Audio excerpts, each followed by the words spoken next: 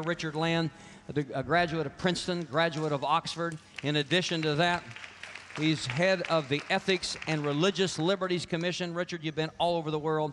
In the Manhattan Declaration, it talks about sanctity of life, sacredness of marriage, and preservation of religious liberty.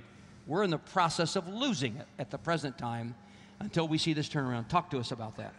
Well, I think we are losing, but we can win. Yes. And I think the Manhattan Declaration is a very important foundational step, because it says, here we draw the line. And we're standing in the tradition of 2,000 years of the Christian faith. Catholic, Protestant, Orthodox, together, saying these are things on which we will stand. We're standing directly in the footprints of Martin Luther, who said, here I stand, I can do no other. We're standing directly in the footprints of Martin Luther King Jr., who said when he wrote from the Birmingham jail, I'm in this jail because I refuse to obey an unjust law. And it's an unjust law because it doesn't coincide with the moral law of God. And that letter had its power because it was written from inside the jail. And what we're saying in the Manhattan Declaration is, you want to throw 1 million Protestant pastors and Catholic priests and dedicated laymen in jail for disobeying the law? Go ahead.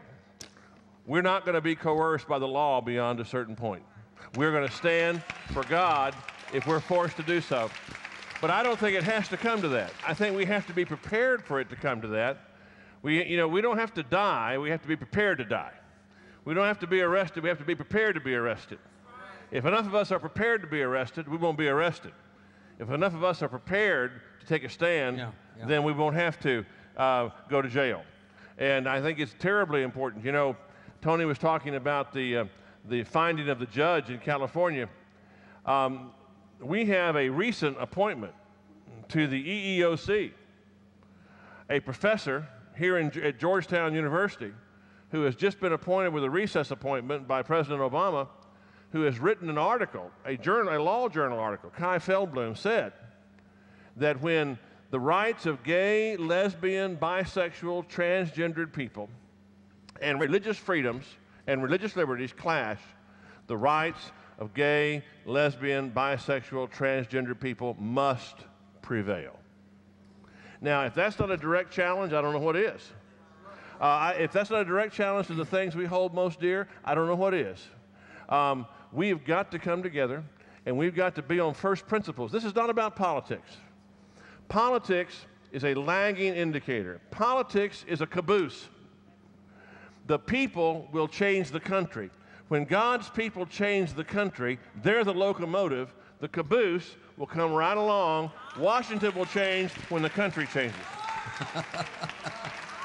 Thank you, Richard. Thank you for being with us. What he spoke about a moment ago, just so that you'll know, in countries that have had these kind of laws longer than we have in some of our states, if they've had it, for example, for a decade, Ake Green in Sweden, preaching on Romans chapter 1, was sentenced to a jail term for referencing homosexuality from the Scripture, Romans chapter 1. We're not making this stuff up. One lawyer, a barrister from England, I talked to him recently, defending cases where they declared the workplace has to be discrimination-free.